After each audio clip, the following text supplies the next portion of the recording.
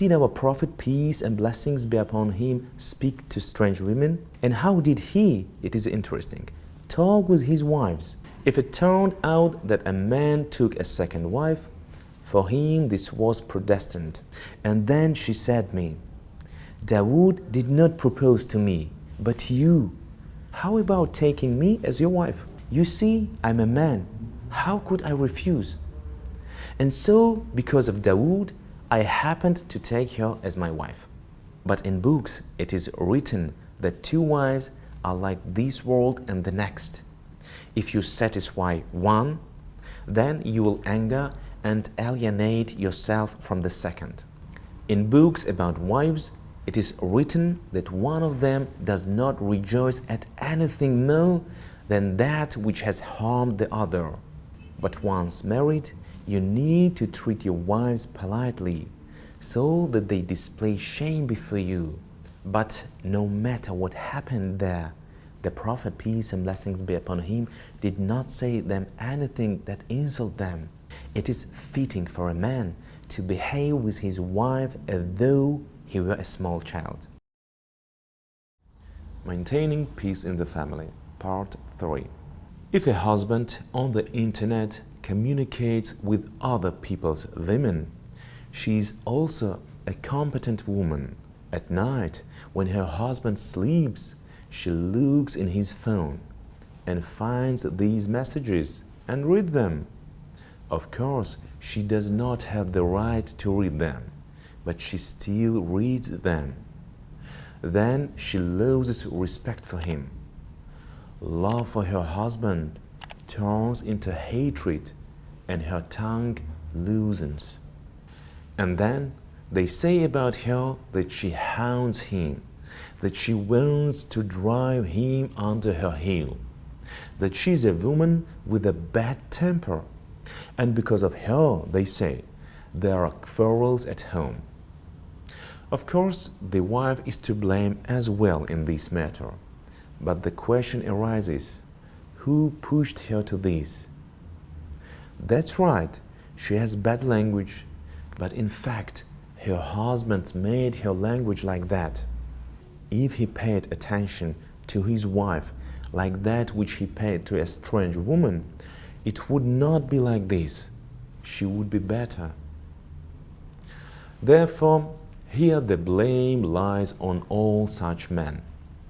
Did our Prophet, peace and blessings be upon him, speak to strange women? And how did he, it is interesting, talk with his wives?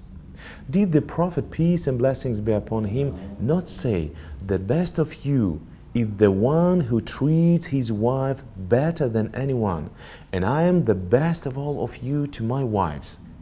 And is there an equality in you that is in the Messenger of Allah, peace and blessings be upon him? And whom are you following? So, if it turned out that a man took a second wife, for him this was predestined. For example, I will tell a story told by Abba. A certain person told me that he happened to marry a woman because of Dawood from the village of Akhalchi. I asked him, why did you marry her because of Dawood? He told me, Dawood was my friend. He came to me and asked me to find him a wife. I went to a woman I knew and asked her to marry my best friend, to which she agreed. After receiving the consent, Dawood went home and promised to return after a while for the conclusion of nikah, marriage. But after a while, news came from Dawood that he would not be able to marry her. This was after she had given her agreement, and I had given the woman Dawood's word. And then she said me, Dawood did not propose to me, but you. How about taking me as your wife? You see, I'm a man. How could I refuse? And so, because of Dawood, I happened to take her as my wife. This case indeed can be considered a predestination of the Almighty. In general, If it has been so predetermined and a man has taken a second wife, then some of those who have married two wives try to make them be friends with one another, so that they love each other. But in books it is written that two wives are like this world and the next. If you satisfy one, then you will anger and alienate yourself from the second. Oh, two wives are like east and west. If you approach one, then you move away from the other. Or they are like two scientists, one of whom received knowledge for the sake of Akhirah, and the second for the sake of the worldly. And there also may be enmity between them. The two women are like one another, and of women who are like the above, the husband demands that they be like sisters, like friends, so that they go to weddings and funerals together. I'm not saying that there are no exceptions, but as a general principle, this must not be done. Imam Sha'rani did not act like this either. In books about wives, it is written that one of them does not rejoice at anything more than that which has harmed the other. And if they are together, then what will be their situation? Outwardly afraid of you, or hoping to get something from you, they will show love while grinding their teeth. Why oppress them with such a demand? Isn't their contentment with the predestination of the Most High and obedience to you sufficient? Now that you have taken for yourself a second wife, leave her to herself. Why pressure them? Put yourself in her place. Is it really not enough that they do not harm one another?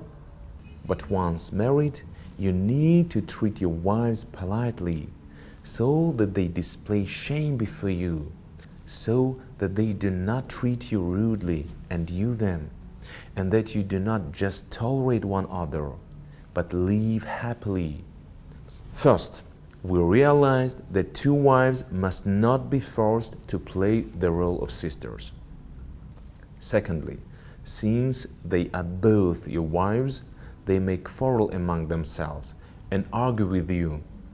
However, you will have to endure it and demonstrate good nature. Having married, you, in fact, have chosen for yourself pleasure, so you will have to suffer the bitterness of it as well. After all, you cannot always enjoy, can you?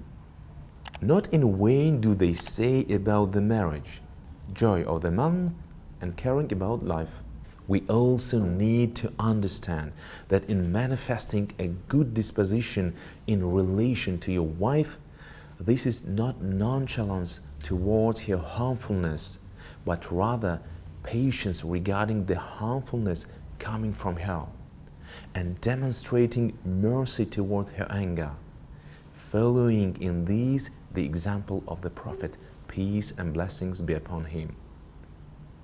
Sometimes the wives of the Prophet, peace and blessings be upon him, contradicted him. It also happened that they did not talk to him all day, as if they were aggrieved at him. But no matter what happened there, the Prophet, peace and blessings be upon him, did not say them anything that insulted them. We too should also strive to do this. Moreover, Islam teaches us to endure their tempers, joke with them, carry on nice conversations with them, praise them. Islam teaches that this approach captivates both children and wives. We know how strict a man was a companion Umar, may God be pleased with him, but at the same time he said, "It is fitting for a man to behave with his wife as though he were a small child. However, at the same time, you cannot transgress the boundaries of the Sharia and do just anything she wants. We should abide by these. also.